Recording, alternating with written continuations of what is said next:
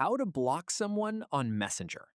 In this tutorial, I'll show you two easy ways to block a person on Facebook Messenger using iPhone or Android.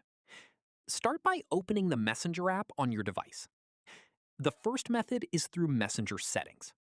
Tap the menu icon, then open Settings. Next, select Privacy and Safety. Scroll down and tap Blocked Accounts. Here, you'll see a list of people you've already blocked.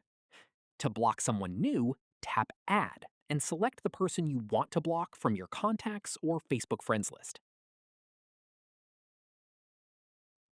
If the person doesn't appear there or you're already chatting with them, there's an even faster method. Go back to your chats list and find the conversation with the person you want to block. Tap and hold the conversation. From the menu that appears, select Block. You'll see information about what happens when you block someone, including preventing unwanted messages and contact. Tap Block to confirm.